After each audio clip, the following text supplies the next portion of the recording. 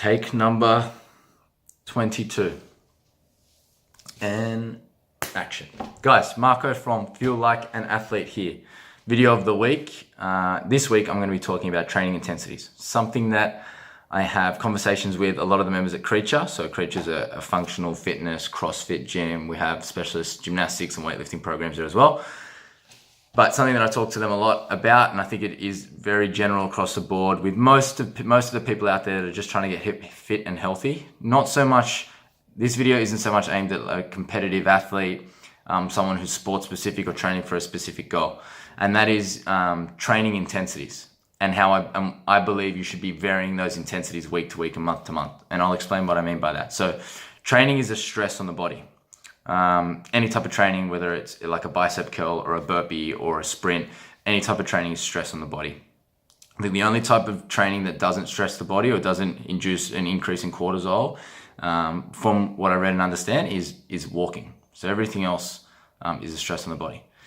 And then what we do with that training is we stress our body out and then it adapts. If it doesn't adapt, it's probably more than likely an injury, or probably what I mean to say is that it's not stressful enough. So there's, it is good stress, and that's why people get fitter and they'll be able to do workouts longer, they'll get stronger, they'll put on more muscle, etc. Right? But there is only so much, and this is the conversation I have with people to try and avoid burnout. And this is, I guess, one of the major points, trying to avoid burnout is there's only so much that the body can take. And if you get that right, you can train for a lot longer and a lot better. Right, if you get if you get this combination that that I think is right.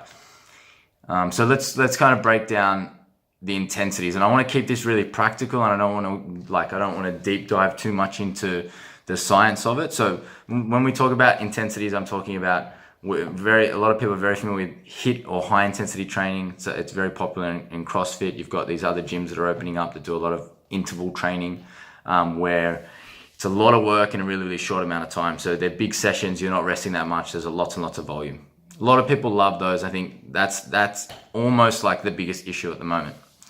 Then you've got sessions, or you've got people who train, they do weights, or they'll do power training stuff where you get a good amount of rest, but you're moving a lot of loads.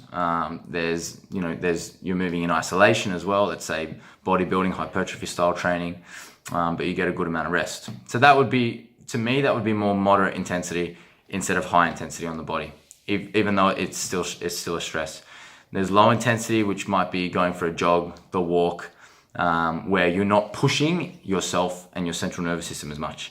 And then there's another intensity or another kind of, I guess, level where I put mobility and movement, probably the most important one, working on positions, on your range, where you're weak in certain chains. That's probably where, getting a personal trainer or having a coach will be very, very useful as well. So I guess these are the four. There's obviously a lot more, but like I'm saying, I'm keeping it pretty general for people.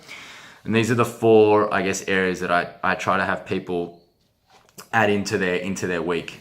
So if you're doing 5 to 6 days of just high intensity training where you are going 90% to 100% every single day, hopefully there's a deload in your program. And even if there is, if you're doing that day in, day out, then eventually there's going to be some type of burnout. That is a lot of stress on your body. And I think, I'm not too sure when it happened, but at some point we stopped listening to our bodies and our minds because of this, being able to, people saying or coaches saying that you need to keep pushing. Where the body, you're not really listening to it anymore. You're like, I'll be right. And a really, really good example is when someone is sick and they come into the gym and they're like, no, I should be okay. And then they train and you don't see them for 2 weeks. They didn't really listen to their body. It is probably the most elite athletes out there. They take days off, or they'll do low intensity sessions, or they'll stretch, they'll relax. If their coach tells them to do something, they'll do it. I think we've moved away from that lately. I think everyone really, really knows how to struggle. I think when I work with people who want to get the nutrition right, I believe deep down in my heart that training for them is not an issue.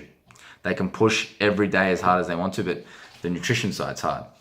Whereas if we take a little bit of stress away from training and put the focus a little bit more on nutrition, we can get that balance a lot better. So I guess what I'm trying to say is what I like to get the average person to do who's just looking to get fit and healthy is to have a bit of a mix of each. So setting your week up where you've got a couple of high intensity days where you can mentally push and go or drive yourself into a wall, right? They're the ones where you're really pushing it. You've got those moderate days where you're able to lift heavy, move lots of load. The intensity might be there, but it's really, really short and it's not long and painful like those high intensity sessions, the circuit sessions. And then there's the low intensity days. And you guys will see me, I post like long rows, long runs where you kind of put music in and you're chilling out. You're moving, you're sweating, your body's getting a good response. It's still getting a good stress from it, but there isn't that craziness that's involved with like high intensity circuit training or even like the weights trainings where you're giving your central nervous system a break. And then adding in and sprinkling in the mobility and the movement sessions to make sure that your body's primed, it's moving well, you're getting it into the right positions so that you continue doing this for a very, very long time. And I've had, anecdotally and also like with myself, I found I'm at my leanest when I do this. So I would say I'm less lean when I'm doing 6-7 days a week of just high intensity training where I'm just absolutely hammering my body because things like sleep are affected if you don't get this combination right. And I would say that this is just anecdotally. This is from my experience with myself and with other clients, trying to get a good mix of that. That will also stop you guys. It will help from you guys burning out, from you guys getting not getting motivated anymore, not having a goal anymore.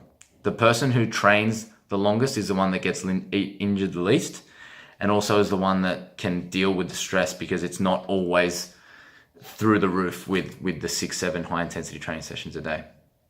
So I guess without going into too much science and just keeping it practical, that's what I would recommend for you guys to do, is to look at how is your training week set up and then trying to break it down into your high intensity days, your low intensity days where you're literally, if you just go for like a 30-minute run, that's your day. You've had 2 or 3 hard days. It's like almost like an active recovery day as well. And then obviously having a day off here and there.